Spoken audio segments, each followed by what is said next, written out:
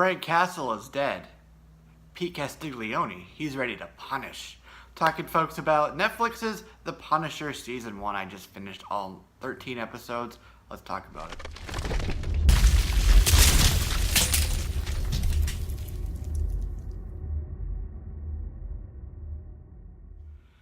Hey, what's going on, everybody? This is Jesse. You're watching JLS Comics, and thanks for coming back for another video here and pressing play. So I just finished Season 1 of Netflix's The Punisher. Launched on the 17th, right around 3 a.m. my time, East Coast time. Now it's Saturday morning. Here I am already done with it.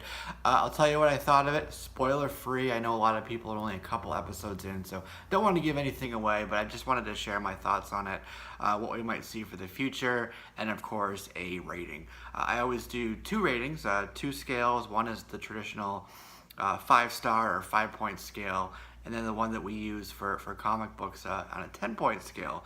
So I like to give both of those as well. So let me just start off by saying that this is probably up there, probably top 2 or 3 of my favorite Netflix shows thus far. It is a show, and I haven't done this too many times, but I think I can, and I probably will with this first season, is watch it again. I've only watched a couple of these, over again. And my hair is all screwed up there. But I think that I will watch this one again. And I will say this is a very violent, very bloody, very brutal show. When it hits hard, it hits fast, and it is violent. If that's not your cup of tea, I don't recommend watching this. I think that there may be some talk about that afterwards with some people who aren't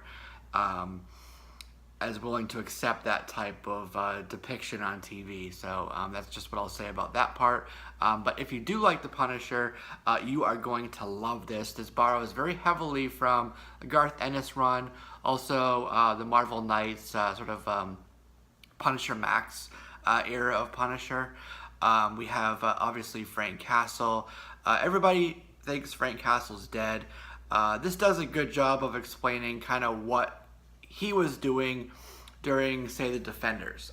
He was kind of wrapping up what happened with Daredevil Season 2, tying up loose ends with that story arc, with the drug dealers. There's a really cool opening scene where he has like a 50 cal, I don't know if it's a Barrett, what it is, but he's got a sniper rifle. He's shooting across Juarez over the border, and he hits a guy through a window, just headshot. Really cool opening scene. Then you see like the gas, expand, and then obviously, the casing ejects and everything. Really cool scene. Sets up how those scenes are kind of going to be shot throughout the show. You get to meet a bunch of characters.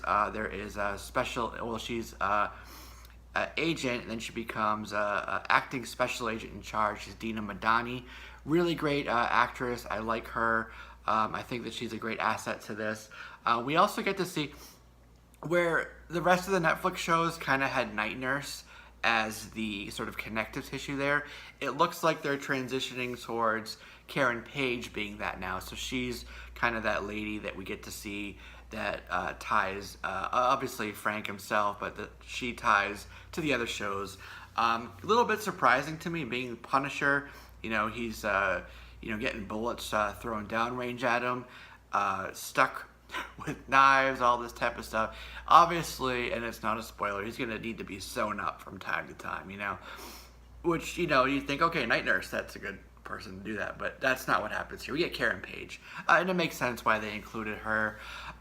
There were a couple extra plots added to this that helped, not help, but it made it flesh out the full 13 episode run. I did like the character that they used, the portrayal there, not only the portrayal but the psychological aspect of it. Not only, okay, so this takes place, it spans continents. So we talk about what happened in Mosul and Kandahar in Afghanistan, and how that carried home with like the off the books black ops, CIA ops, with these special forces. what they were doing, what their superiors had ordered them to do. So there is an international espionage sort of spy aspect to this, but it is deeply, deeply personal. It talks about the psychological aspect of being in war, your family, your units, your family. How do you come back and just kind of renormalize yourself and kind of become a productive part of society? How do you deal with all that in your mind? There's support groups, there's a lot of stuff, but there's still things that need to be done for these folks, and this show touches on that, and it does kind of give a couple other plot lines to it above and beyond the main thread through the season. So I really like that they touched on that. And I think that it's something that needs to be talked about a lot more, quite frankly. So I think that was a really excellent addition to this. However, the show could have done without that if it needed to, and then it would have been a nice, neat, tight, say, six to 8 episodes. It would have went boom, boom, boom, hard and fast all the way through. Just that one singular plot thread if they chose to do that. It does have a little bit of the pacing issues that some of the others do, the other Netflix shows, and that ties right into why it's the 13 episodes and just kind of what I was talking about with the multiple plot lines. They needed to get it to that 13 episodes. So there's a couple of filler sort of things in there, but this is hyper violent, hyper bloody. They are doing Punisher Max here. The villains are not the Hand, which we've seen for most of the other Netflix shows, so I'm really glad for that. After the Defenders, I said I am done with the Hand as a villain for these. That's it. Okay, we've had them for multiple shows. We've touched on them here and there. That's it. So I'm glad that they didn't use that. The villains that they did use, a couple of them, I will be honest, some of these things I could try to figure out, but I like to just let it ride, just let the plot unfold as it will, without trying to actively figure things out. If I was trying to do that, I could have probably very easily just gone and be like, okay, villain. But I didn't, so I just let that surprise unfold for me, and I'm happy I did that too. I won't say who the villains are, but I will say that they did set up who the villain will be for season 2. I won't say again who it is, but if you watched Punisher Warzone, maybe the movie with Ray Stevenson, you can kind of figure out like some of the stylistically who it might be. Towards the end, you'll see, oh, okay, that makes sense, and the name, of course, there. But that is pretty much it. I really like this. As an attestation to that, I'm already done with it.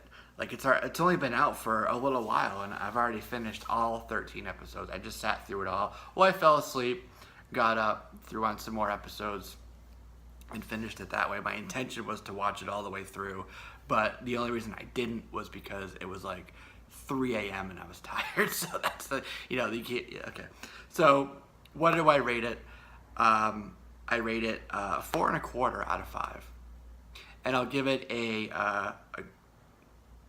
9.4 out of 10. I really like this, and again, definitely top 2 or 3 there for ranking it in the spectrum of the Marvel Netflix shows. Highly recommend this. If you like Punisher at all, you're really gonna like this. Jon Bernthal is the Punisher. He does become, everybody thinks, oh, Frank Castle's dead, and that they touch on that later on in the show, but right from the beginning you know that, so it's not a spoiler.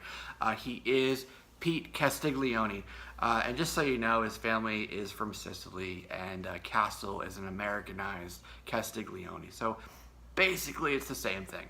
So I thought that was a neat little nod there. Oh, Micro. We gotta talk about Micro. I did like Micro. A lot of these shows with the main hero, they have a comedic, funny sidekick. You need the humor for the tension relief from the intense fight scenes or what have you. We get that a little bit with Micro, but he is deeply troubled himself. Both Frank and Micro are two people who probably prefer to be alone, but they're kind of forced together based on situation. and they are friends, but it's not like your normal like you and I type of a friendship. Um, you'll see what I mean when you see it. They're both they keep saying to each other, "Why do you have to be such an ass all the time?" Like but they like each other. Ultimately, they like each other. So it's cool. And I liked, if you like The Punisher, again, I keep saying this, you will like this. And I like that they really touched on the psychological aspect of it. They really dove deep into that for him, for veterans returning home, for just kind of what that means, not only for them, but for what we can do for them as well. So that was great. And they did take a lot of characters from Punisher, which was great. A lot of nods to that. And there's a couple of new characters as well, brand new to the show, so there you go. I already gave my rating. Tell me what you thought of it down below in the comments. I'd be interested to hear that. Like this, of course, if it's your first time stopping by. Feel free to hit that old subscribe button and the little bell right next to it. I will be reviewing some stuff coming up. Justice League is later today, actually. I'm going to see it. So if you're interested in that, stick around the weekend. And again, with that notification, you'll know as soon as I upload that. So that's it. This is Jesse here, JLS Comics, and this has been a Marvel Netflix Punisher Season 1 review. See you soon.